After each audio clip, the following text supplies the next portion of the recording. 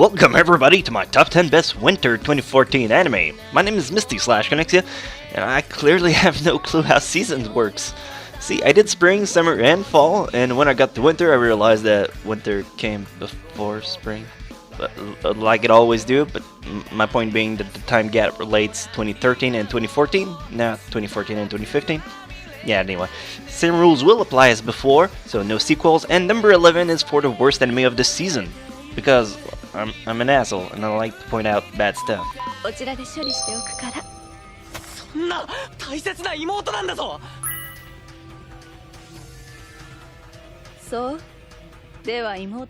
Number 11, Pupa. I don't even know where to begin with this one. This is probably the worst anime of 2014. All seasons mixed. This show is about a girl who becomes a cannibal and her brother that tries to help her out.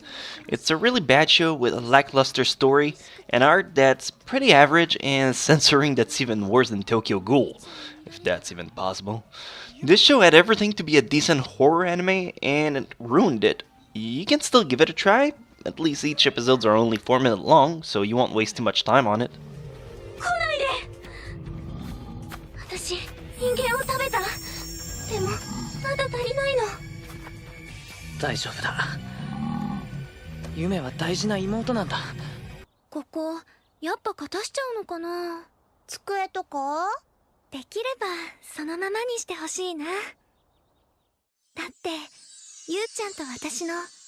Number 10, Sakura Trick. Sakura Trick is the complete opposite of Pupa. It's bright, it's light, it's cute, it's about girls loving other girls. Every episode is divided in 2 arcs. After leaving middle school, 2 girls are afraid that their friendship is not gonna last, so they decide to kiss each other to strengthen their bond. Don't ask me, I wasn't a girl in high school, I don't know how this stuff works. This anime is heartwarming and very light if you just want to lay back and relax. This is a show that can put a smile on your face with its cuteness.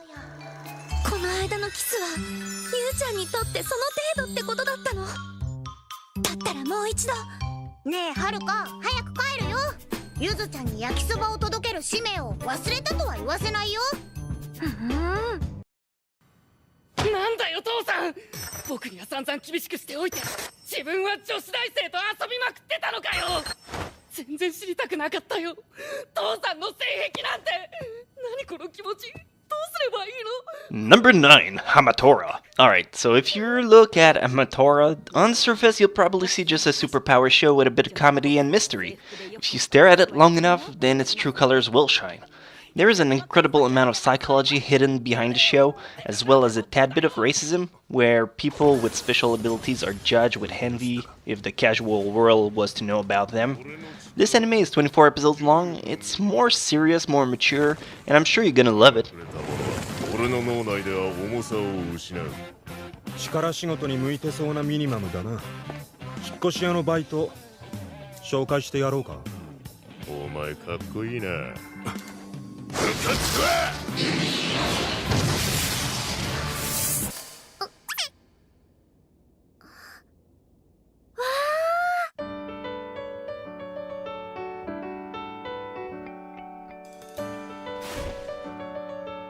Number 8, Mikakunin de Shinkoke. I'll be honest, before I did the research for this top 10, I had never heard about Mikakunin. But when I did start watching it, my mind was blown within less than a minute. The voice acting is incredibly good, the art is so beautiful it might make you blind if you stare at it for too long. And the story is unpredictable. That's pretty goddamn rare for a rom-com. I kid you not, if you have only one romantic comedy to watch, that's one of those I would recommend. The humor is quirky, it will have you sold in a mere instant.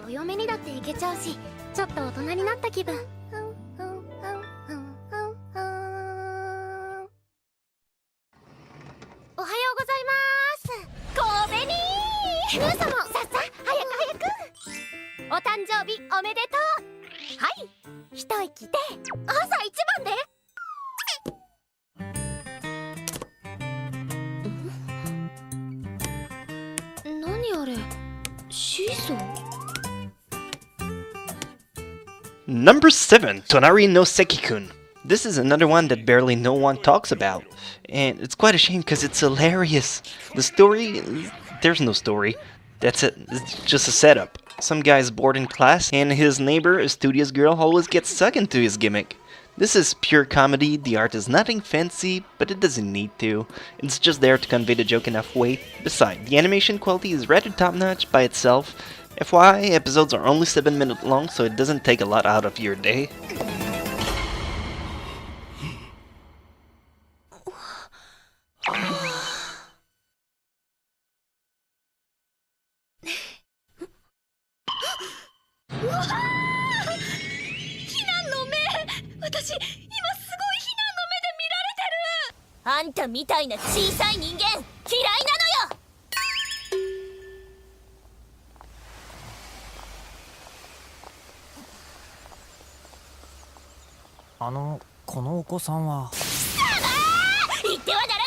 Number 6, Seitokai Yakuin Domo. Not for everyone. I cannot stress this enough. This is a slice of life, but it's a really crude version of rom-com. There's more sexual reference and jokes than one should normally be comfortable handling. You'd think it turns into an ecchi show full of fanservice, but no, not in the slightest. This is straight up perverted humor. It can have you rolling on the floor laughing, or shrug in disgust because you're a nun and you'll be late to your 10 a.m. ceremonial praying.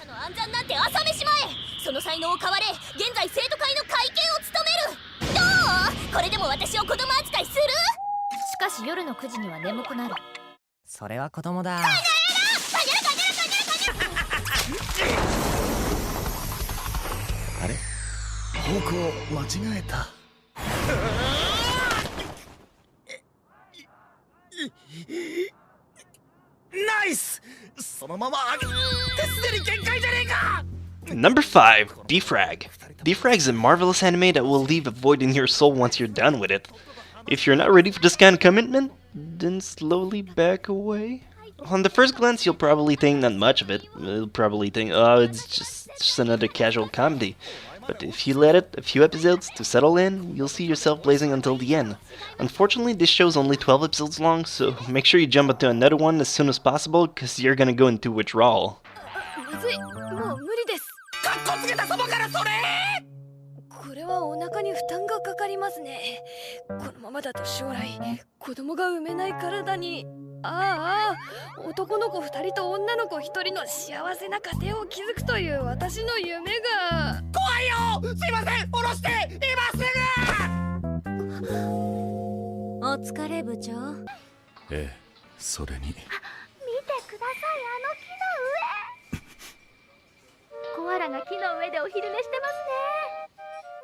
Number 4, Hozuki no Retetsu. And yet another comedy hit the scene. Winter was just a season for that, I assume. Anyhow, this one is slightly different. It's a bit darker and kinda sadistic. It follows the King Yama and his Haid. That's a poor choice of word. Let's go with helper instead. King Yama and his helper? Yeah. If you've seen Dragon Ball Z, it's the big red guy at the beginning of Snake Way. The art is really unique, and I like those a lot. It's fun to have a change of pace from them big googly eyes every now and then.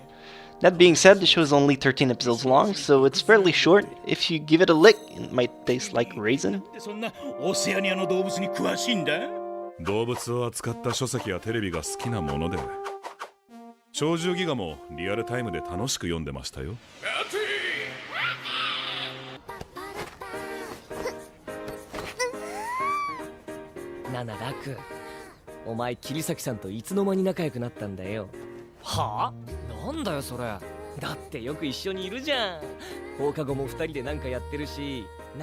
Number 3, Nisekoi. I heard you wanted more romantic comedy, so here's another one.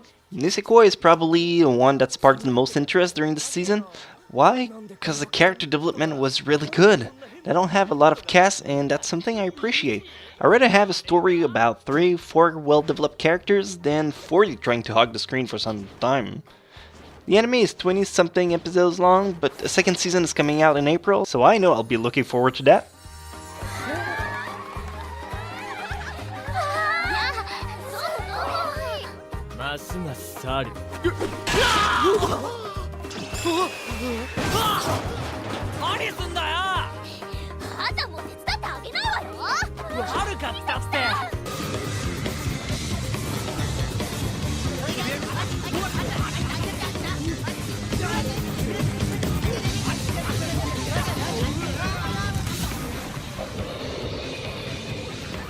Number 2, Space Dandy. Do you feel like watching some manly space action?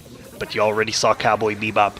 Well, worry not, that Space Dandy is here to pick up the slack with his smooth moves, his pompadour, and a few hookers on the side. That being said, the story is about a bounty hunter that goes around the galaxy on many adventures during all 26 episodes. It's very funny, it's light, the art is great, and it'll probably endear you within the first minutes.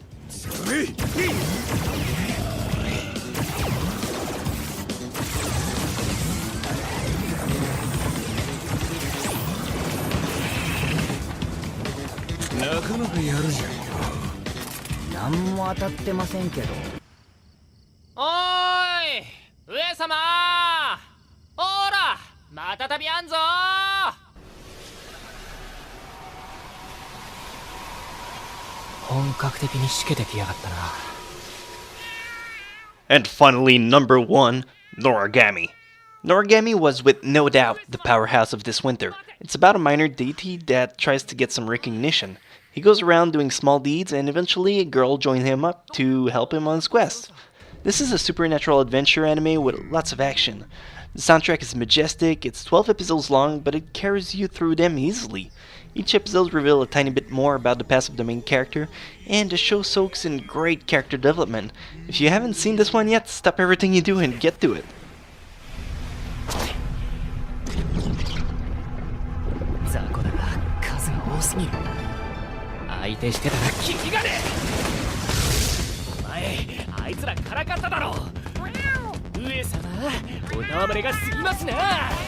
And now's the time where I can plug my sequels. Well, not my sequels, but the one that were made that wasn't first season, so they couldn't be on the list, even if I wanted them to be on the list because I said stupid roles all the time. Silver Spoon, it's an outstanding show, really worth checking out. Mike and Key 2, it's an itchy show, really colorful. Saki Zenkoku Hen, it's the sequel of Saki, it's pretty cute. And Chunibyo Demokoi Gashitai Ren. That will cost you 3 things if you watch it. Time, giggling, and your father calling you son. That's it.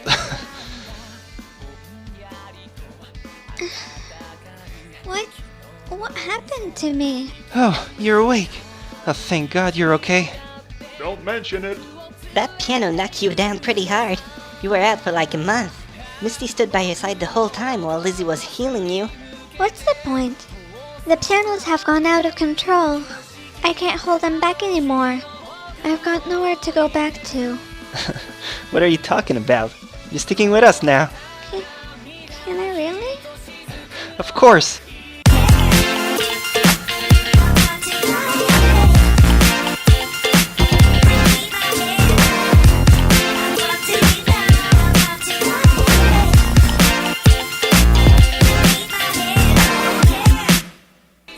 Can I call you senpai too? Don't push your luck.